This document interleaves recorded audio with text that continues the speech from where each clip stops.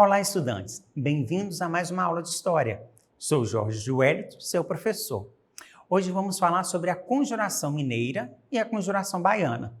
Quando a gente fala em mineiro, a gente fica feliz por estudarmos a nossa história, a história do nosso estado e sabermos que a nossa história contribuiu para a história do nosso país. Vamos lá? Ao longo do século XVIII, observamos o desenvolvimento de diversas situações de conflito envolvendo os colonos brasileiros e a administração metropolitana. Nessa época, a ampliação dos impostos, o rigor da fiscalização decorrente da exploração aurífera e a decadência do açúcar foram alguns dos motivos da ocorrência dessas revoltas. Para alguns, isso indica o desenvolvimento que contribuiu para o processo de independência do Brasil. Mesmo parecendo plausível, devemos assinalar que o reconhecimento de um processo se torna um tanto quanto complicado ao analisarmos a natureza e as diferenças que marcaram cada uma dessas rebeliões coloniais. Porém, para entender o ponto de vista dos povos, que habitavam o Brasil no século XVIII, precisamos estudar e ver a história do ponto de vista e com o pensamento deles. O nosso pensamento e o conhecimento que nós temos hoje, a forma como nós pensamos, vai entrar em conflito com o pensamento dos nossos irmãos do século XVIII.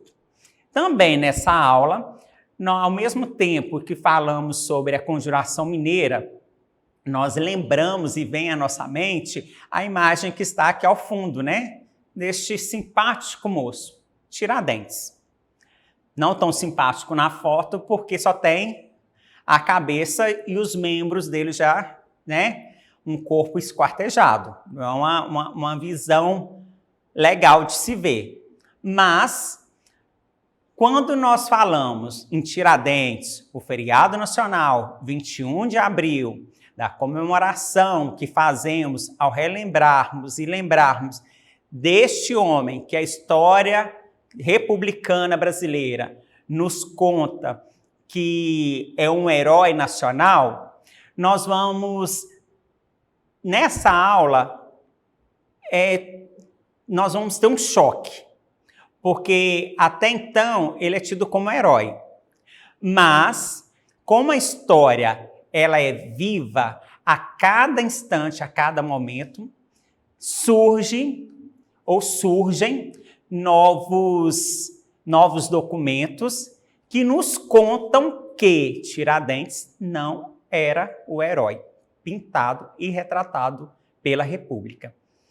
Após a proclamação da República, ou o golpe republicano de 1889, a República, para apagar os heróis nacionais, que era Dom Pedro I, Dona Leopoldina, e até mesmo Dom Pedro II, mas Dom Pedro I, por ter declarado a independência do nosso país, então eles buscavam novos heróis para apagar as figuras dos heróis da independência.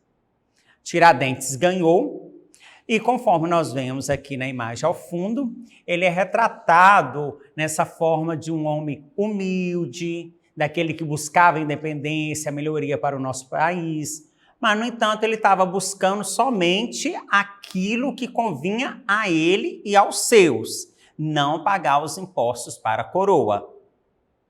Então, ele queria a independência das Minas Gerais, ou até mesmo do Brasil, perante Portugal, mas a base social, o modelo social no Brasil, eles manteriam. Então, ia continuar a escravidão, ia continuar a classe social do jeito que estava. Simplesmente eles não iam ter que pagar mais os impostos para a coroa portuguesa. Então, Tiradentes, ele é retratado como um homem simples, humilde, o servo. Muitos fazem a comparação entre ele e Jesus Cristo, barbudo, que não entregou os seus ao ser enforcado durante o processo, o julgamento, ele não denunciou ninguém. No entanto, foi um único condenado a morrer, à morte. Os outros tiveram prisão, foram expulsos do Brasil, foram degregados, foram expulsos do Brasil, mas depois voltaram, e assim sucessivamente. Então é muito bom estudar e pegar outros materiais que nós vamos descobrindo novas fontes. Então, quanto mais estudamos, mais a gente vai aprendendo. Esse livro, 1789, de Pedro Doria, ele é muito interessante. Então, através de novos estudos, de uma nova perspectiva histórica, Tiradentes não é o herói nacional. Infelizmente para nós mineiros, né? Mas vamos lá. Entre outros casos, podemos notar que a contraposição entre a Inconfidência Mineira de 1789 e a Conjuração Baiana de 1798, uma próxima à outra, oferece dados que vão contra a ideia de um processo de desenvolvimento.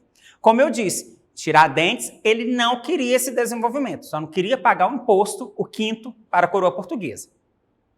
Assim como a grande parte de nossas revoltas coloniais. As revoltas mineiras e baianas foram alimentadas por membros da elite insatisfeitos com a ação metropolitana em cada uma dessas regiões, tanto na Bahia quanto em Minas Gerais. E quando nós falamos de conjuração mineira, nada mais propício do que essa linda visão dessas imagens. Ouro Preto. No entanto, na praça central está uma coluna com uma estátua retratando Tiradentes. Você já ouviu falar na Inconfidência Mineira? Nós já introduzimos esse assunto, né? Como eu disse, 21 de abril, nosso feriado nacional, a capital de Minas Gerais volta a ser Ouro Preto no dia 21 de abril. A capital de Minas Gerais, por um dia, volta a ser a antiga capital das Minas Gerais. Então, é uma data muito comemorada, até mesmo para apagar as datas do descobrimento do Brasil, da chegada da família real no Brasil. E até a independência do Brasil, ela se torna em segundo grau. Porque na independência, no 7 de setembro, nós cantamos o hino nacional, né? Ouviram do Ipiranga, aqui o hino nacional do Brasil, que não era o hino da época, e ninguém sabe mais cantar o hino da independência, que era o hino nacional da época. Com a Inconfidência Mineira, foi um movimento de caráter separatista, separar as Minas Gerais e o Brasil da coroa portuguesa, de Portugal. E surgiu no ano de 1789. 1789, isso mesmo. Na então capitania de Minas Gerais, como as imagens mostram, Ouro Preto. Os portugueses dominavam com autoritarismo e cobrança excessiva de impostos. Por isso, a ideia do grupo frente ao movimento era conquistar a liberdade definitiva e implantar o sistema de governo republicano em nosso país. Até porque eles tinham contato com as ideias iluministas lá da Europa. No final do século XVIII, o Brasil, que ainda era colônia de Portugal, sofria com os exageros políticos e com as altas taxas de impostos. Era um período de grande extração de ouro, principalmente na capitania de Minas Gerais. Todo o ouro encontrado aqui devia se pagar a quinta parte, ou seja, 20% de tudo que era extraído ia para as mãos dos portugueses. Aqueles que não pagavam o imposto e eram descobertos, sofriam duras punições, podendo até ser transportados à força para a África, que é o degredo. Com a grande extração, o ouro começou a diminuir nas minas. Entretanto, as taxas de impostos não diminuíram. O governo de Portugal criou, então, uma lei chamada de derrama.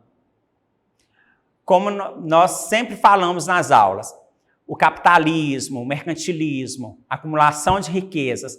Quanto mais ouro, quanto mais poder, quanto mais dinheiro o governo retém e detém em suas mãos, mais dinheiro, mais poder eles vão querer ter. Nessa época, era 20% os impostos pagos. E hoje, quanto por cento dos nossos produtos, quanto por cento de imposto nós pagamos? E sem reclamar, que a maioria paga caladinho.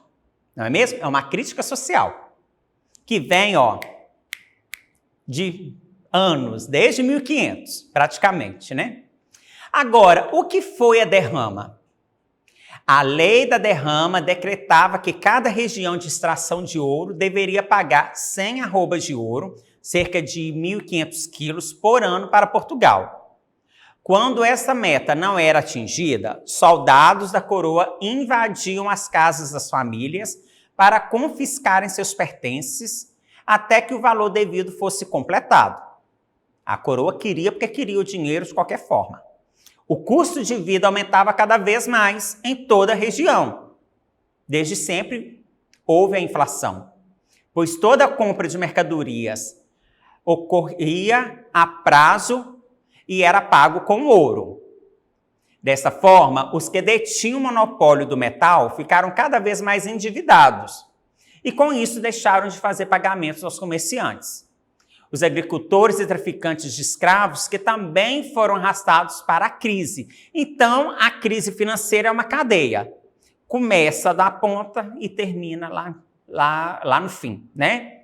Os empresários deixam de pagar, lucrar, lucrar pela venda dos seus materiais. E quem vai pagar e sofrer a consequência disso? O trabalhador, o empregado. Se o empregador não tem como pagar o empregado, como que o empregado vai receber? Então, quem sofre as consequências maiores são a população mais desfavorecidas, ou a mais necessitada, que são os pobres. Então, nesse quadro aqui, nós vamos ver o que foi a Conjuração Mineira. A Conjuração Mineira ocorreu por causa da queda do metal precioso, né? Do ouro. Do ouro, aqui, principalmente aqui nas Minas Gerais, porque foi a Conjuração Mineira ocorrida aqui. Então, o ouro já estava se esgotando nas minas. E tinha que mandar um imposto, que era o quinto, para Portugal. Portugal estava já em crise, porque estava faltando ouro nos cofres portugueses. Portugal fez o quê? Aumentou o imposto, criou um novo imposto, que é a derrama. Então, isso vai gerar um conflito, uma crise, que vão surgir os inconfidentes, que vão se revoltar contra a metrópole, que é Portugal, até chegar aqui o 7 de setembro, que foi o ápice de uma crise começado anos antes aqui no Brasil. Todas essas ações provocaram uma alta insatisfação na população, e principalmente nos fazendeiros rurais e donos de minas, que queriam pagar menos impostos e participar mais ativamente na política do país. Alguns intelectuais, fazendeiros, militares e donos de minas, considerados a elite, sob influência das ideias de liberdade que vinham do iluminismo europeu, se juntaram para procurar uma resolução definitiva para a situação: conquistar a independência de Minas. Agora, olha os objetivos da Inconfidência Mineira. Agora sim, aqui dá para ver a imagem mais harmônica, né? Não vou falar mais bonita, do Tiradentes, mas aqui pelo menos está com o corpo inteiro, não está aquela imagem terrível de um corpo esquartejado. Então, quais eram os objetivos? Obter a independência das Minas em relação a Portugal e implantar uma república. Porque se Portugal é uma monarquia, nós somos uma colônia dessa monarquia, e os pensamentos iluministas é abolir a monarquia e implantar a república, não tem como fazer independência e continuar como uma república. A não ser quando Dom Pedro I dá o grito da independência e continua, porque a elite brasileira e os brasileiros queriam continuar com Dom Pedro à frente do Brasil, né? À frente da política brasileira. Então, por isso, ele se tornou imperador. Mas ele mesmo disse, posso me tornar imperador dos brasileiros se estiver acima de mim, uma Constituição. Então, ele já tinha também um pensamento iluminista. Outro objetivo, acabar com o monopólio comercial português. O Brasil só podia vender e comercializar com Portugal. Então, um dos objetivos era acabar com isso, porque os brasileiros também queriam ter lucro. Liberar e favorecer a implantação de manufaturas em Minas. Em Minas, né? O que isso quer dizer? Nós só plantamos, nós só retiramos a nossa riqueza e mandamos para fora. Não, nós queremos fazer tudo aqui. Nós queremos também produzir. Eu sempre falo, para ficar mais no nosso tempo, vamos colocar o automóvel. O Brasil, ele não produz automóveis. Ele monta. Aqui nós temos montadoras. Isso falando na parte industrial. Nessa época, não existia, era proibido ter indústrias no Brasil. Então, tudo tinha que vir de fora. E vir de onde? De Portugal. Portugal recebia, além dos metais preciosos que iam para lá, nesse caso o ouro, os mineiros pagavam altos impostos, alto para a época, para hoje não, que o Brasil paga muito mais do que 20%. Só que os mineiros só poderiam comprar também de Portugal. E Portugal, ele detinha todo o poder. Então, por exemplo, se um prato de inox, né, de inox, custava em Portugal, vamos colocar hoje em real, custava em Portugal R$1, ele chegava no Brasil aqui, no mínimo a R$5. E com o mesmo material que era retirado das minas, mais os impostos. Então, tem aí um objetivo de revolta, né? Uma razão. A gente dá uma razão para as revoltas que ocorriam. A gente começa a estudar a história e vê também que depois os revoltosos, no caso aqui em Minas, os inconfidentes, também só queriam mudar o lado, em vez de Portugal, ficar aqui no Brasil, o poder. Mas, para a população carente, os pobres, ia continuar a mesma coisa. Os inconfidentes eram, em sua maior parte, como eu disse, né? Os mineradores, os proprietários de terra, os padres, os literatos.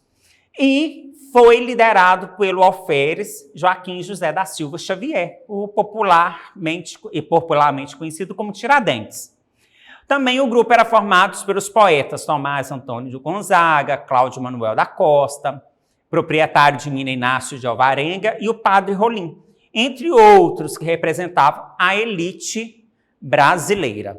Então, eles tinham contato com os iluministas, com os estudos dos iluministas, principalmente dentro da Universidade de Coimbra, em Portugal, porque saíam daqui e iam estudar em Portugal e traziam de Portugal novas ideias. Até então também o Haiti tinha se tornado independente e também os Estados Unidos já tinham se tornado independentes das suas metrópoles.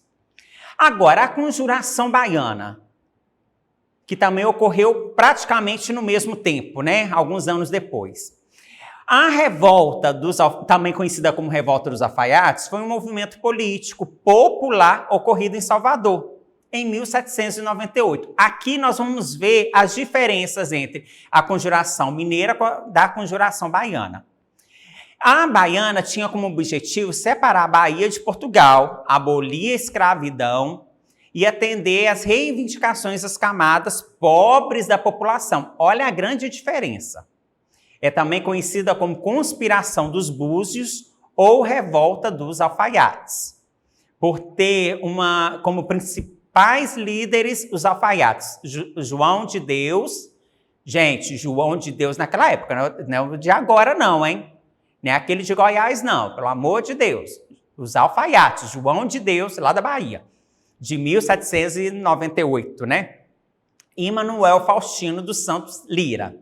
A Conjuração Baiana foi composta, em sua maioria, por escravizados, negros livres, brancos, pobres e mestiços. Deixa eu só corrigir uma questão aqui. Negros livres fica muito pejorativo, né? É afrodescendentes livres, que exerciam as mais diferentes profissões, como sapateiros, pedreiros, soldados, etc. Então, era a base da cadeia social, né? Da pirâmide social. Então, eram influenciados também pela Revolução Francesa e pela Revolução Haitiana. Como eu disse, que a Haiti tinha acabado de se tornar independente. A Conjuração Baiana foi fortemente reprimida. Seus membros foram presos e, em 1799, os líderes do movimento foram condenados à morte ou ao degredo. Degredo, como eu disse, era a expulsão do Brasil. Vamos olhar esse mapa aqui. Aqui do lado nós temos a atual bandeira de Minas Gerais, com seu lema, libertas que será também, ou liberdade ainda que tardia. E do outro lado nós temos a bandeira baiana, hoje. Então a Conjuração Mineira era composta pela elite colonial e a baiana pelos populares. A situação econômica, Minas Gerais, uma crise na mineração, né? O ouro começou a diminuir nas minas. A baiana já era a produção açucareira. Os motivos: monopólio comercial de Portugal, alta dos impostos cobrados por Portugal e a prática da derrama em Minas. Bahia, o monopólio também de Portugal, só Portugal vendia e comprava do Brasil. Os altos preços das mercadorias. Portugal revendia as mercadorias para o Brasil, para os brasileiros, um altíssimo preço. A alta dos impostos cobrados por Portugal e a miséria da população. Não precisa dizer mais nada, né? Falta dinheiro, como eu disse, se o empresário não tem lucro, e mesmo com tanto lucro ainda paga pouco salário, né? Na maioria, então sem dinheiro, a primeira coisa é demissão em massa. As bases ideológicas, tanto a mineira quanto a baiana, iluminismo e liberalismo econômico. Os objetivos: independência de Minas, a instalação da República. Eles impunham um perdão dos impostos cobrados e uma liberdade econômica. Ou seja, eu posso comercializar com quem eu quiser. Independente se é com Portugal, se é com a Inglaterra, se é com a França, se é com a Espanha. A baiana: separação da colônia em relação a Portugal. Instalação da República, a liberdade comercial, liberdade religiosa. Então, lá na Bahia, como eram feitos por afrodescendentes, e também tinham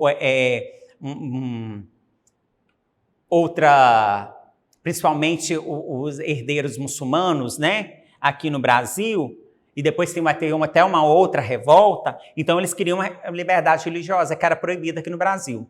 Portugal, extremamente católico, só podia cultuar os santos católicos e professar a religião católica no Brasil, nessa época. Por isso que teve a junção das culturas, para que os africanos, os escravos, pudessem cultuar os seus santos, os seus deuses, que nós chamamos de deuses, mas na verdade são santos. Eles fizeram uma aculturação, né?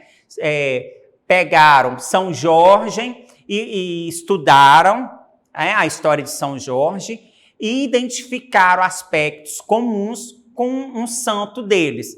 E eu não posso dizer para vocês aqui agora se foi Ogum, Oxum, mas se eu não me engano é Ogum, que tem a mesma história do santo católico. Mas isso depois eu tiro a prova para vocês, tá? Então, a liberdade comercial, liberdade religiosa e a extinção da escravidão, porque era composta pela base social, pela pirâmide lá embaixo, né? Que tinham escravos e ex-escravos. Olha que interessante a diferença entre a Conjuração Baiana pela Conjuração Mineira. E nesse aspecto aqui, que eu volto a dizer do livro, por que que aqui a República escolheu Tiradentes como o herói da pátria nacional, sendo que ele não queria nada disso? Liberdade religiosa, extinção da escravidão. A única diferença aqui que ele queria era a independência de Minas, puxando sardinha para o seu lado, claro que ele não era bobo, as ideias iluministas, o liberalismo econômico, e o resto ia continuar da mesma coisa. Ele ia vender, comprar para quem ele quisesse e pronto. Isso foi feito com Dom Pedro. Ou melhor, já tinha sido feito com Dom João VI, quando ele abriu os portos para as nações amigas. Mas a nação amiga naquela época, quem detinha o poder de comprar e vender era a Inglaterra. Mas de todo jeito, abriu. Ok? Bom, em 1763, a capital do Brasil foi transferida para o Rio de Janeiro. Então, saiu de Salvador e voltou e foi para o Rio de Janeiro. Com tal mudança, Salvador, que era a antiga capital, sofreu com a diminuição dos recursos designados da cidade. O mesmo aconteceu com a transferência da capital do Brasil, que era o Rio de Janeiro, e foi para Brasília. Porque lá se cria uma infraestrutura, né? Novas moradias, hotéis, o comércio, porque toda a infraestrutura política foi para Brasília. O mesmo em 1960. O mesmo aconteceu quando a capital, Salvador, a capital do Brasil, né, que era em Salvador, foi transferida para o Rio de Janeiro. Praticamente toda a elite, ela teve que mudar para o Rio de Janeiro, principalmente os que detinham um certo poder, o poder político na época, mesmo subjugados diretamente a Portugal. Então, o Banco do Brasil, o Banco Central, veio para o Rio de Janeiro. Então, tudo que era de melhor vinha para o Rio de Janeiro, e até os recursos, toda a infraestrutura veio para o Rio de Janeiro. E, juntamente, o aumento da taxa de impostos e as exigências pioraram radicalmente as condições de vida da população local, porque sem dinheiro circulando dentro da antiga capital, de onde a população ia tirar esse dinheiro? A população estava cada vez mais inconformada. Além disso, o povo também não estava satisfeito com o governo de Portugal, e a ideia do Brasil se tornar independente ganhava cada vez mais força na população. Então, dentre essas relações e diferenças entre os objetivos da Conjuração Baiana e de Minas, creio que ficou bem esclarecido, né? A Baiana tem uma das diferenças também, o aumento dos salários para militares e a implantação do regime, republicano também é de comum acordo entre as duas. Então, nós temos Lucas Dantas, Manuel Faustino, Luiz Gonzaga e, como eu disse, o João de Deus, que não é o João de Deus atual, tá? De Goiânia. Bom, respondendo à questão que eu levantei, São Jorge, no sincretismo religioso das religiões de matrizes africanas, é Ogum mesmo, tá ok? Bom, para acessar a nossa plataforma SMED-GV, aponte a câmera do seu celular na imagem que aparece aqui no canto da tela, o nosso QR Code. Se inscreva no nosso canal do YouTube, SMED-GV. Reveja essa aula e as outras. Ótimo estudo a todos e até a próxima aula.